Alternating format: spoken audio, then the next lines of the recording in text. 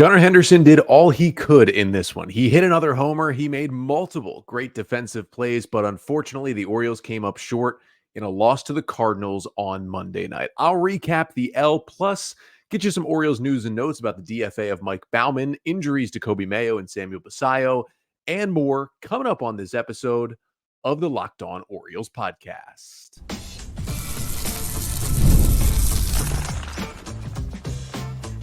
You are Locked On Orioles, your daily Baltimore Orioles podcast.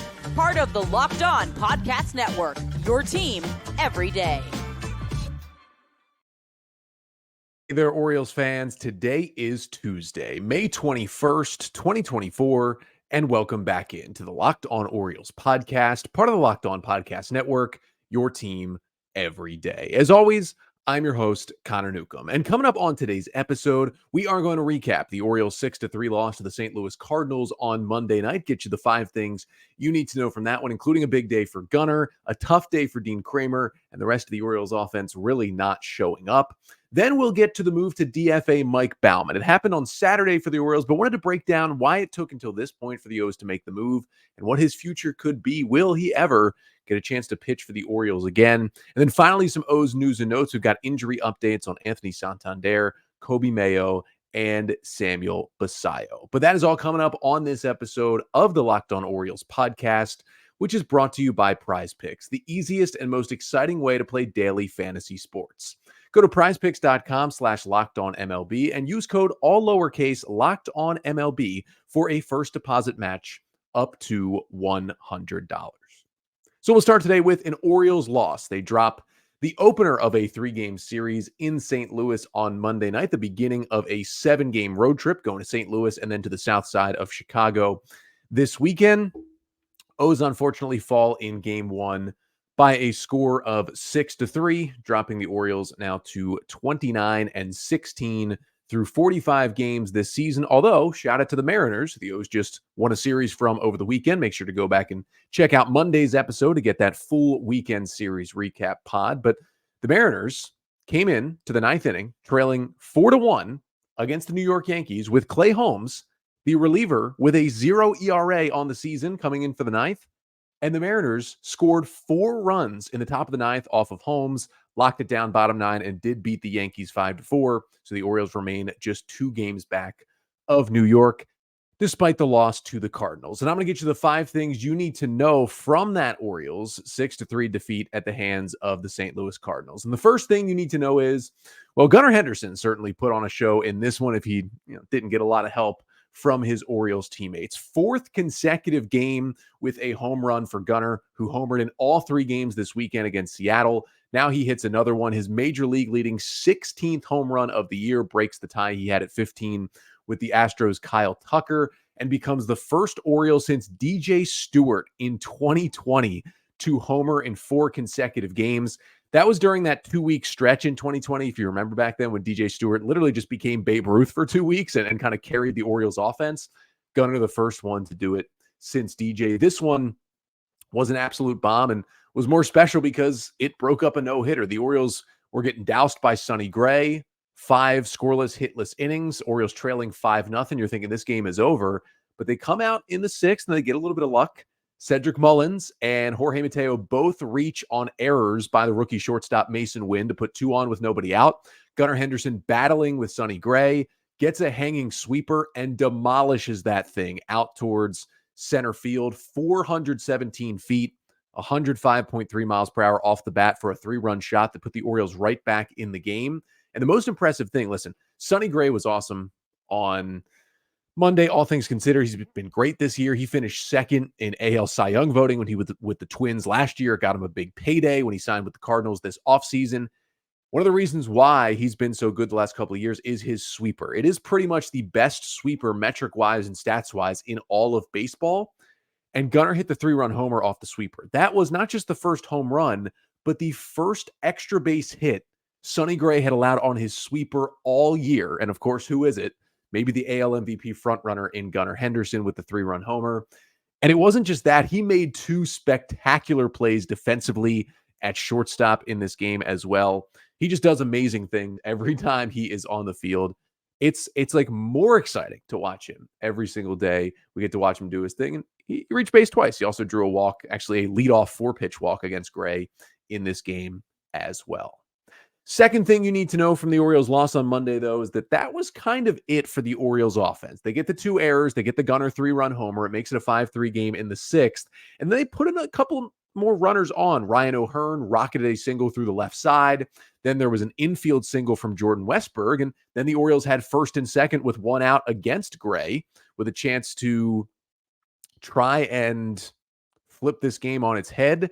Unfortunately, Anthony Santander flew out. Ryan Mountcastle came up as a pinch hitter as they went to the left-hander Jojo Romero out of the bullpen. He pinch hit for Cowser. It was the right spot for Mountcastle, who Brandon Hyde was just trying to get a day off. Unfortunately, Mountcastle grounds out to third. Nice play by Nolan Arenado to keep it 5-3. And that was it. Those were the only 3 runs, and those were the only 3 hits by the Orioles in the game. They did get an Adley Rutschman walk in the 8th inning and Austin Hayes walk in the 9th inning. Those are the only 2 other base runners that the Orioles had in this game. Other than that, they did have the early Gunnar walk and 1 other free pass drawn by Cedric Mullins earlier as well. But yeah, it was nice to see him walk. Just couldn't get it going against this Cardinals pitching staff. They went to their best pitchers out of the bullpen. We got to see Ryan Helsley in the 9th inning. I mean, his stuff is ridiculously electric. But yeah, that was kind of it. That 6th inning was really the only time they put pressure, and they got 3 runs and almost got more. But got to do a little more in the other innings as well. Third thing you need to know from the O's Cardinals game on Monday night is that Dean Kremer, the Orioles starter, just looked off in this game. I just felt like I've watched, most every start that the Orioles have made through 45 games this year, and I just felt he looked the most uncomfortable of any starting pitcher so far this year in a single start. He ends up lasting only 4 innings, allowing 5 runs on 6 hits, only 2 strikeouts, 3 walks and a homer, 86 pitches, and 6 hard hit balls by Cardinals hitters against Kremer. And you could tell really from the first inning, he was just not right. He ended up getting out of a jam first and third in the first to put up a 0, but the pitches were all over the place. He gives up a run in the second, still not looking okay, kind of battles his way through the 3rd inning. And then in the 4th, things just completely unraveled against him, allows a couple base runners, allows a knock. And then to be fair to Kremer, he had Michael Ciani struck out, the number 9 batter. He throws a 1-2 pitch, 1-2 or 2-2 pitch fastball that's not right down the middle, but in the heart of the strike zone. For some reason, Laz Diaz, the home plate umpire, does not call it strike 3. And then right after that, Ciani hits a 3-run homer off of Kremer for Michael Ciani's first career home run for the rookie. Kind of at that point felt like it put the game out of reach, made it 5-0. He was missing a lot, arm side up high, like the fastball was sailing on him. He seemed afraid to throw any of his off-speed stuff at times. He was continuously shaking off Adley Rutschman. I mean, it was a lot of 4-seam fastballs. He basically only threw 4-seamer cutter on the day. Like, it was not a lot of use of his other pitches. The RBI single he allowed to Ciani, he threw a splitter that just like hung up at the top of the zone that wasn't good. The shaking off of Rutschman a lot was weird. There was a weird situation early in the game where there was a 3-2 pitch, and he was shaking off Rutschman so many times that Adley had to step out and make a mound visit because Kremer was about to get a pitch clock violation, which would have been ball 4. Laz Diaz then calls the pitch clock violation anyway, even though Adley clearly had called time and walked out to the mound. And then luckily the other umpires got together and said, Laz, I don't know what you're looking at, but he called time. They got it right. And then Kremer eventually walked the guy anyway. He had a couple stolen bases allowed as well in that 2nd inning where they basically stole on Kremer from first base. Like, they got giant jumps before he'd even gone into his motion to throw towards home. And it was weird for Kremer because he had only allowed 1 stolen base all season coming into this game. And then he allows those 2 stolen bases like that in 1 inning. Something just seemed off from Dean Kremer. I mean, the velocities were fine, so that's good. I'm not really thinking big injury, but they did mention on the broadcast, it's something Brandon Hyde has talked about. Kremer's been dealing with a little bit of a mild blister on his throwing hand. That's one of the reasons why he was pushed a little bit back to start this game. Hadn't started since last Sunday.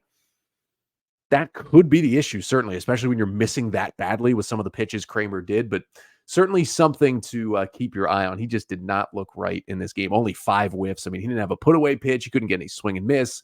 It was just a rough outing for Dean Kremer. And the 4th thing you need to know is the walks were kind of an issue for the entire pitching staff. I mean, Kremer walked 3 and 4 innings after he walked 4 batters in 6 innings in his last start. And then Albert Suarez came in, got out of a jam in the fifth, but walked two batters. Cionel Pérez walked a couple of batters. This is an Orioles staff that has been pretty good throwing strikes, haven't walked a lot of hitters this year. They've been one of the best pitching staffs in baseball. I mean, the starters have been amazing recently. This is the first time in a long time the Orioles have gotten, quite frankly, a bad start from one of their starting pitchers. And the walks certainly hurt him. I mean, it was the command issue for a lot of the guys the O's threw out there. But the fifth and final thing you do need to know from the Orioles 6-3 loss to the Cardinals on Monday night is that overall, I felt like the bullpen was good. Put in a tough spot. You know, only get 4 innings from your starting pitcher. You go to Albert Suarez in the fifth. That was the right move. He's only pitched once in the last 8 days. He's your long man in the bullpen. And he struggled with 2 walks in the fifth. Gunnar Henderson makes a fantastic play to get him out of the inning with a 0. And the O's are down 5-0. You're like, look, let's get at least 3 innings from Albert Suarez. Maybe look for 4 innings, and he can just close out the game. Even if the Orioles lose, doesn't matter if he gives up some runs, just save the bullpen. And then the O's get those 3 runs in the sixth. They rally. They almost come back even further. And Brandon Hyde's like, maybe I go to my more high leverage guys. And he goes to Cionel Pérez. And I thought Pérez was really good. Cionel Pérez, an inning in third for the Orioles, almost got out of a bases loaded jam in the 7th after working a scoreless 6. Just a little weird infield single off the fists of Mason Wynn brought in the 6th run. Just a very unlucky pitch from Cionel Pérez. But he went out there and he threw 36 pitches. That is the most pitches Pérez has ever thrown in an outing as a Baltimore Oriole. He's thrown more pitches than that a couple of times back when he was with Cincinnati and Houston, but had never done it with Baltimore. And I thought he was really good. It was kind of impressive what he was able to do out there. And then Keegan Aiken came in for Pérez, got out of the bases loaded jam in the 7th, cruised right through the 8th to keep it a 6-3 game. And I thought in general, you only get 4 innings from Kremer, but you only have to use 3 relievers. And honestly, it's probably your 3 worst relievers right now, or 3 least trusted relievers maybe. In Suarez, Pérez, and Aiken, you get through this game. And even though you do lose, bullpen's still in a solid spot heading into today. So I thought overall, a nice job by the Orioles pen on Monday. But with the offense kind of only having that 1 inning, Kremer really struggling. The O's fall 6-3 to drop the first game of this series. But the bullpen does look a little different for the Orioles. One of the guys who would have previously been someone who probably would have pitched in this game, because not one of the most trusted guys, was Mike Baumann. But Mike Baumann, at least for now, no longer an Oriole. DFA'd on Saturday to make room for Grayson Rodriguez, who was returning from the injured list. And coming up next, we'll talk about why Baumann was the move that the Orioles made and what his future outlook could be, whether it's with the Orioles or another team in Major League Baseball. But first, this episode of the Locked On Orioles podcast is brought to you by LinkedIn Sales Navigator. Now, here's the thing. If you are struggling to close deals, B2B selling is tougher than ever. And that's why I want to tell you about LinkedIn Sales Navigator, which is a sales intelligence platform that helps professionals effectively prospect and engage high-value customers, drive higher revenue, and increase sales performance. Sales Navigator helps you target the right buyers, key signals, and shows hidden allies. You can find those buyers that are most likely to convert. And it's fueled by LinkedIn 1 billion, that's billion with a B, 1 billion member platform. And Sales Navigator gives you the most up-to-date first-party data, enabling you to unlock conversations with the people that matter. And right now, you can try LinkedIn Sales Navigator and get a 60-day free trial at linkedin.com/lockedon. That is linkedin.com/lockedon for a 60-day free trial. Let LinkedIn Sales Navigator help you sell like a superstar today. Just go to linkedin.com/lockedon and get started. And today's episode of the Locked On Orioles podcast is also brought to you by the DK Law Group. DK Law Group is a Maryland-based law firm who is redefining the legal process with their modern approach. DK Law Group is a women-led firm with Diana Kahn at the helm. She's been called an unparalleled legal expert. And one of the quick things that you will notice with DK Law Group is their transparent pricing. You know, I love that. They believe in clarity in cost and that no one should be left in limbo. So contact DK Law Group today at dklawmd.com. And Locked On listeners can call today to schedule a free 30-minute consultation when you mention the tagline, Empowering Legacies. So the Orioles dropped the opener of this 3-game set in St. Louis, 6-3 to the Cardinals, and they did so without Mike Baumann, who was DFA'd back on Saturday to make room on the roster for Grayson Rodriguez, who returned from the shoulder injury off the injured list on Saturday and pitched a 6-inning gem for the O's against the Mariners in that one. And I had kind of been talking about, as it became pretty clear that the Rodriguez injury was minor and we knew he was getting closer and closer to coming back. We had chatted on the podcast last week about, okay, who's going to go when Rodriguez comes back? And there were two parts to the conversation. One was, what do you do with the rotation? For now, Cole Irvin's been moved to the bullpen, although the Orioles have talked about they may just go to a 6-man rotation for a little bit because they're in a stretch right now of 43 games in 45 days. That's not a lot of off days, so maybe give their starters a little bit more rest, but we'll see what they do more long-term here. And the other question was, who loses their roster spot? Because whoever lost their rotation spot was still going to at least be in the bullpen. They had to make a bullpen move, and it was down to, do you DFA Albert Suarez? He seemed too important to this team. Do you option Keegan Aiken? He seemed to be pitching too well. The last option was DFAing Mike Baumann, and that is what the Orioles did before Saturday's game after he did pitch another scoreless inning in the win on Friday night. And he'd been pretty good over the final 2 weeks he was with the team before the DFA. And I don't think anyone really didn't see this coming. I mean, in general, if you just look at that decision, it was Suarez, Aiken, or Baumann, and they made the decision of sending away the worst pitcher of those three. I think no one would argue that of those three this year, Baumann has been the worst between Aiken, Baumann, and Suarez. And also, this is something I talked about. I think the second most likely option was going to be just optioning Keegan Aiken to AAA. But if you did that, you were basically left with no pitchers on your staff with options left. That is not a good way to operate a pitching staff. So Baumann goes.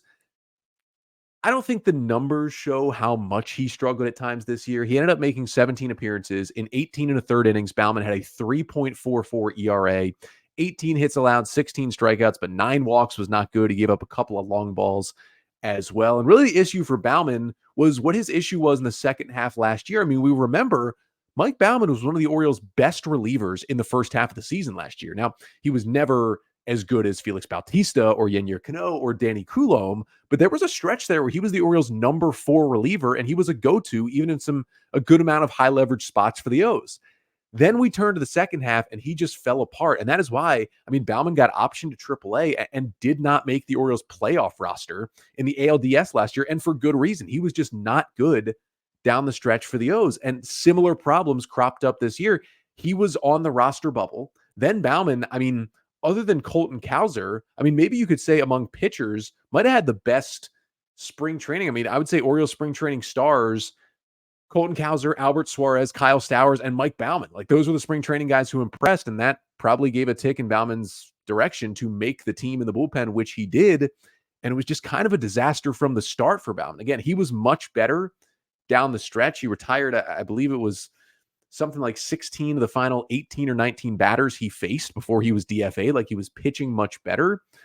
But his fastball is kind of his bread and butter, right? It's up to 96, 97, 98. And that pitch, like it was late last year, just getting smacked. 333 batting average, 633 slugging, and an average exit velocity of 94 miles per hour against Baumann's four-seam fastball this year. Those metrics, those stats, not good at all. And when that's your go-to pitch, you can't have that thing getting smacked around like that. He wasn't confident enough in just the command, the changeup, the knuckle curve, and the slider, the other three offerings that he has. They had their moments certainly this year, but none of them were consistent enough to have a fastball that wasn't very effective. And it just, his command has always just been a little off, and it's not like bad walks. Like, he does walk too many guys, but it's more about command in the zone. Like, he tries to throw for the corner and a fastball leaks right over the middle and it gets hit hard for a double or a home run. Like, you see that a lot from Mike Baumann. And even though he'd allowed just one earned run in his final 8 2/3 innings before the DFA, it just seemed to be the right move. Like, Suarez and Aiken were being used in high leverage spots. Mike Baumann just wasn't. They were avoiding all costs of any kind of leverage spot for Baumann, even when he was pitching better over the last 2 weeks. You could tell Brandon Hyde just did not trust him. The Orioles didn't have the trust in him, and the writing was on the wall. It was almost a matter of time, even though he was pitching a little bit better.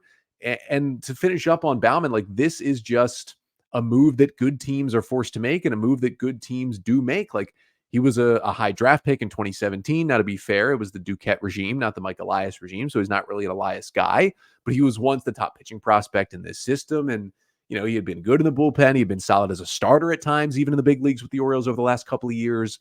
But you got to make these tough decisions on guys who have been with you for a while. I mean, Brandon Hyde, he talked about after the O's made the move when he was talking to the media before Saturday's game was basically saying it was a gloomy morning for the O's. Like, Mike Baumann is beloved in that clubhouse, but when you're on a team that's trying to win a World Series and you are not performing and you are out of options, you put yourself in a really tough spot. And I think Baumann even held on. He held on for almost 2 months. That was kind of longer than we thought it would be because of how much he did struggle. And finally, it just got to the point where the Orioles had to make the move. And it's a business move that's unfortunate, but it's also the correct one and the one you got to make if you're looking to win ball games. And the thing with Mike Baumann, I've gotten a lot of questions like, hey, will he clear waivers? There's a possibility, right? He could clear waivers, could go back to AAA Norfolk. He'd be off the 40-man, but he would stay with the Orioles organization. I just think for the fact that he was a good pitching prospect. He threw a no-hitter in Bowie one time in Double-A. He's had some success as a starter and a reliever in the big league level already, despite the struggles this year. And he was pitching better as of late, so he's probably feeling better out on the mound. Plus, you add in the stuff that he has. I mean, fastball 98, slider at 92, big knuckle curve. He's got a changeup as well. Like, I can't imagine he passes through all 29 teams on waivers. Like, it's a little tougher because he is out of options. You can't just stash him in AAA. You got to put him in the big league bullpen. But I would have to think, especially a struggling team, to get a cheap reliever who's had success and has good stuff. A team like the White Sox, a team like the A's, a team like, even a team that was supposed to be good and struggling a bit, like the Diamondbacks or the Padres or the Reds, like these teams could use Mike Baumann. I would be honestly shocked if he passes through waivers and stays with the O's. I think there's a good chance he gets claimed. And the other thing here is the Orioles could work out a trade. When you do designate a player for assignment, he goes on waivers, but you also have 10 days to potentially work out a trade partner. And the Orioles do this a lot when players go on waivers that they want. They jump the waiver order and just offer that team some money or a small player, and they just get the guy that's on waivers. I could certainly see a team going after Baumann like that, and the Orioles at least getting some cash or getting a young prospect back. Like, it wouldn't be anybody of real substance. It'd be more of a lottery ticket at most, and probably would just be cash for Baumann. But I could see the Orioles getting that because someone is going to want Mike Baumann, and he'll probably end up in another big league bullpen in the next week or so. And I certainly wish him well. I hope he finds a way back to the Orioles and pitches well for the O's at some point. I just think this stuff is too good. Somebody's going to take a chance on him and give him a chance to figure it out this year in a big league bullpen. But Baumann did have to go because the O's got healthier, right? Grayson Rodriguez comes back. He's got a spot on this team. He's one of their best pitchers. He's a future ace. You got to clear the space, and that is what they did. But there is some other Orioles injury news and waivers news that I wanted to get to finish off the podcast. That is coming up next. But first, this episode of the Locked On Orioles podcast is also brought to you by PrizePicks. This is probably the most fun way to play daily fantasy sports. You don't want to miss your chance to add your favorite players from the diamond in your PrizePicks entries, whether it's strikeouts, RBIs, first inning runs. You can just take your pick of more or less and you add them to your PrizePicks entry today. And you can also do the NBA. We know the playoffs are heating up. You've got game one tonight. You've got the Pacers. You've got the Celtics. One thing I'll tell you, I don't know a lot about the NBA, but watching these games, knowing a little bit about these teams, there is going to be a whole lot of points scored in this game. So I'm looking at Tyrese Halliburton. Whatever that number is at PrizePicks, more for Tyrese Halliburton. He's going to get a lot of shots off against the Celtics on Tuesday night. That's all you have to do. It's that easy. It takes like a half a minute, maybe a full minute at most to make your picks, more or less, and boom. And then you go and try and win some money. It's truly that simple. So download the app today and use code LOCKEDONMLB for a first deposit match up to $100. Again, download the PrizePicks app today. Use code LOCKEDONMLB and get a first deposit match up to $100 at PrizePicks. Pick more, pick less. It's that easy.